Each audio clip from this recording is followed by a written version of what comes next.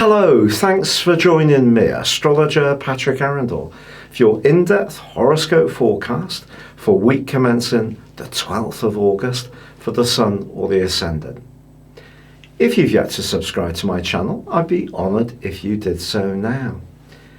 This week kicks off with Jupiter starting to go forwards after a 4-month backward journey. That's something we can all celebrate. Jupiter is about expansion, it's about travel, it's about philosophy, higher education, anything to do with overseas connections, but it's also to do with a kind of essential fairness. And over the last 4 months, if there have been parts of our existences which seem to have been bogged down and restrained in some way, I do feel that things can start to pick up. Now, Jupiter is supported superbly by Mercury, which moves on Monday into the sign of Leo. It's actually coming back into this sign after its retrograde, and by the middle of this week is fully out of shadow. And this is going to see us all feeling much more outward going, much more upbeat, and a little less introverted. Its rotation through the sign of Cancer does bring a more emotional and watery element to the logic that Mercury asks us to embrace. But it is true on Monday that Uranus, the planet of freedom and of rebelliousness, does go into a retrograde itself, which will last until the 10th of January next year. I think if you have been making some changes to the foundations of your world, especially those that are more innovative, it's possible that some experiments haven't worked, and the interim period will ask us to look at those things afresh and to perhaps settle down the things that have been going well and perhaps find other things that may complement the different and innovative approaches we have been trying.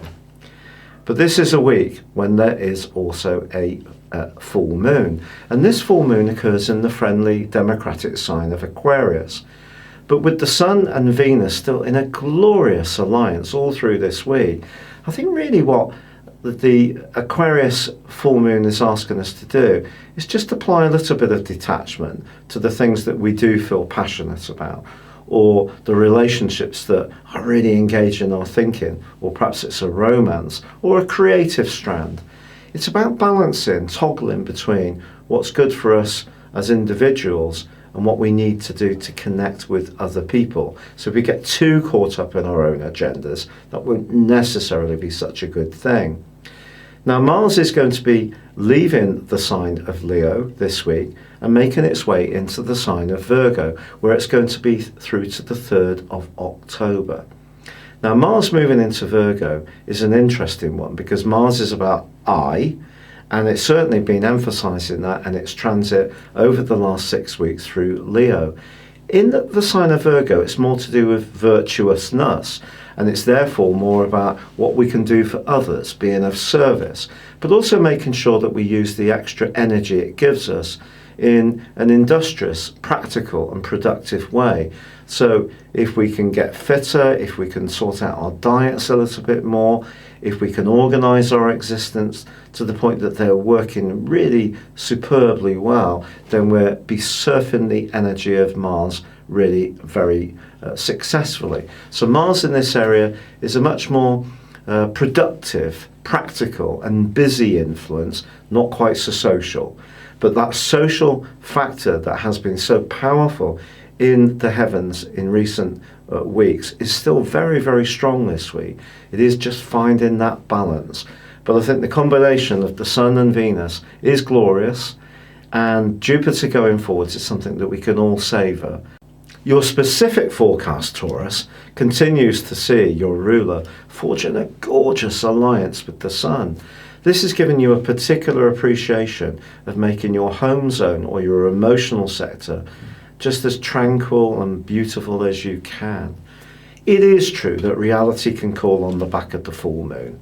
The full moon is asking you just to stay conscious of what's required of you and to ensure that you're not caught up too much with your personal agenda.